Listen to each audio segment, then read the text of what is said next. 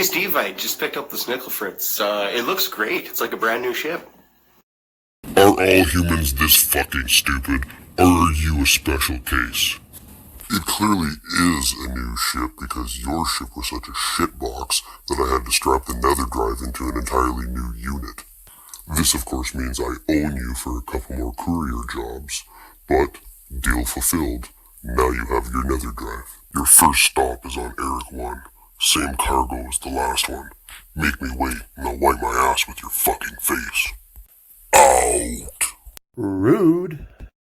I'm telling you some shit. I'm telling you some shit. I'm telling you some shit about Wolverine. Yeah. The story so far. Alright, and we are going to continue the story of how young James Howlett grows up to be Logan, the Wolverine. And we are going to continue from the end of Origin 1 to where we find him at Origin 2.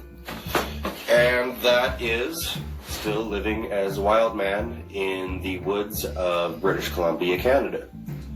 When we pick up with Logan again, he is living with a wolf pack. And things kind of seem fairly idyllic. He seems to have found some sort of peace living as an animal in the woods with this pack of wolves.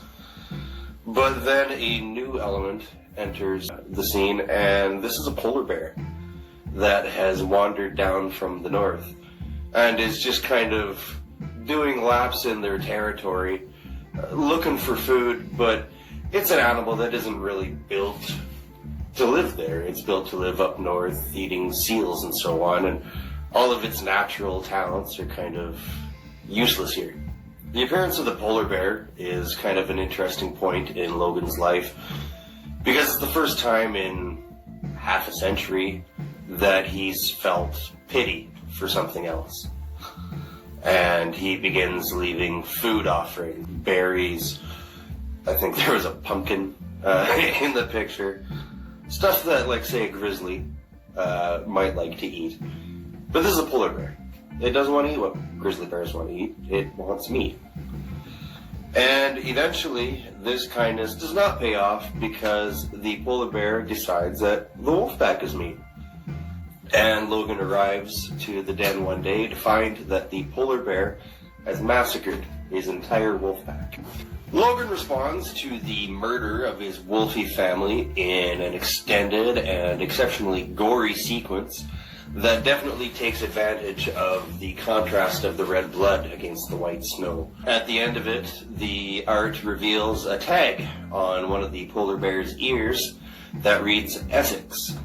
And a few of you may recognize that name as part of Nathaniel Essex, the real name of an X-Men villain named Mr. Sinister. Mr. Sinister has his origins as a Victorian-era doctor who was eventually banished from his medical community for his cruel and inhumane research methods. He was a kind of ahead of his time researcher that had recognized the emergence of the mutant species and was really keen on figuring out just what makes them tick. In any case, Mr. Sinister himself soon makes an appearance in the story, working in conjunction with members of Hugo the Great Circus.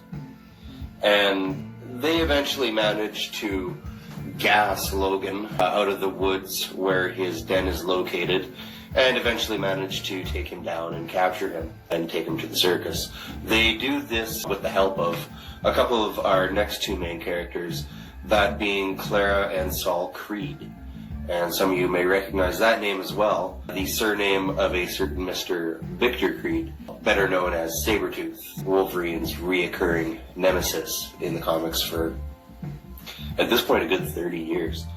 These are his siblings.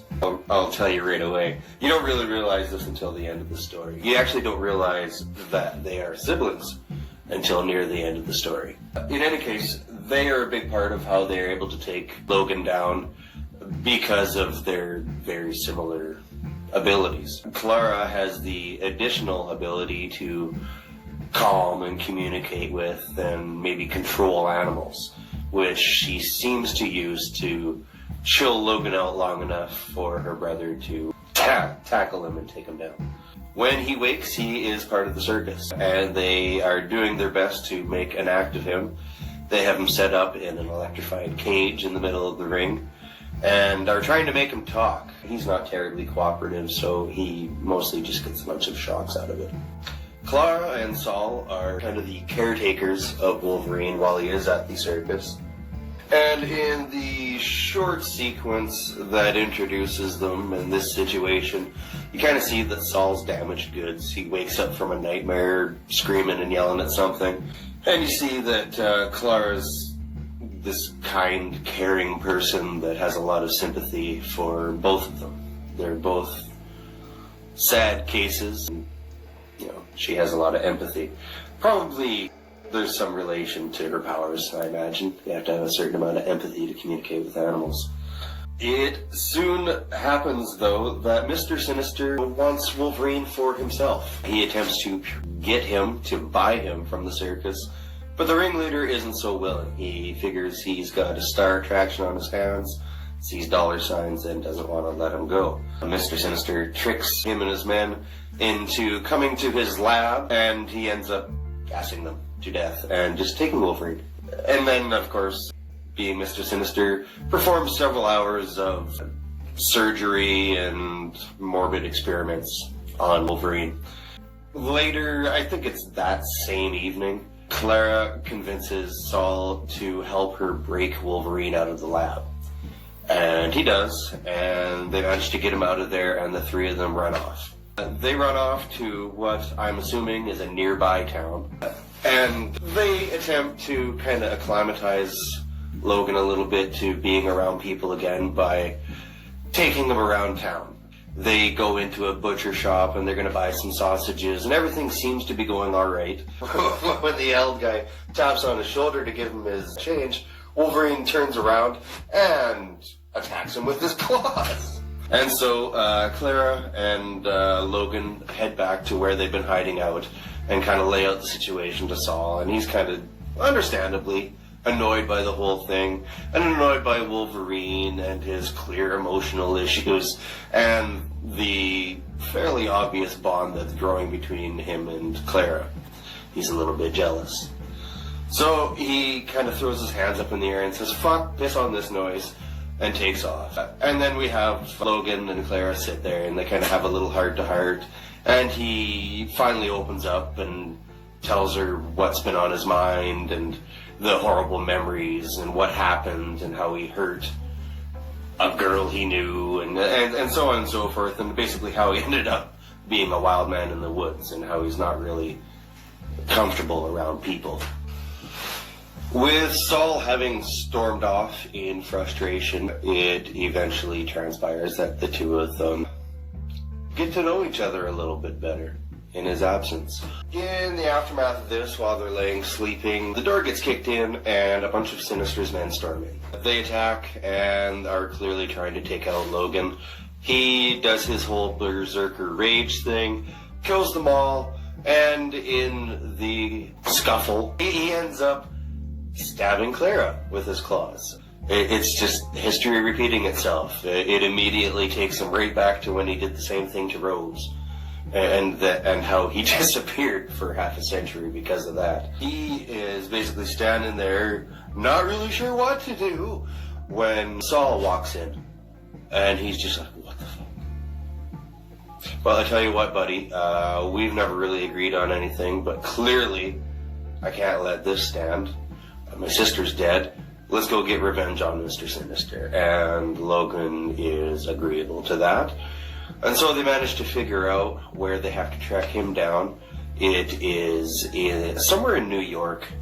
I just reread the comic the other day. He has this nice mansion, estate type place, and it's fairly heavily guarded. It's got like razor wire fences around it, several guards, at least a dozen guys. They all have machine guns, which for this period of time are pretty fancy. Basically, Logan and Saul creep up on the outskirts of this place and kind of are assessing the situation. Saul's like, "Well, fuck, what do you think we should do?" And Logan just jumps up, charges right into the place, jumps up over the fence, kills the dozen men, and just decides to keep on walking into the building. leaving Saul kind of standing there, what the fuck? He barges right through into where Mr. Sinister is in this big mansion and is confronting him about what had happened, being attacked, and how Clara had been apparently killed in the scuffle. Mr. Sinister reveals rather casually that, oh, well, that wasn't supposed to happen. That wasn't part of my agreement with Saul.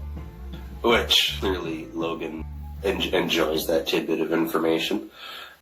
Mr. Sinister, clearly underestimating Logan, gloats a little bit about it and kind of monologues a little bit, and when he turns back to him, he's got Wolverine's claws in him and gets tossed out the window.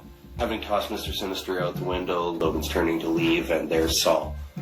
And basically it's like, you fucker, you set this whole thing up, this is all your fucking fault.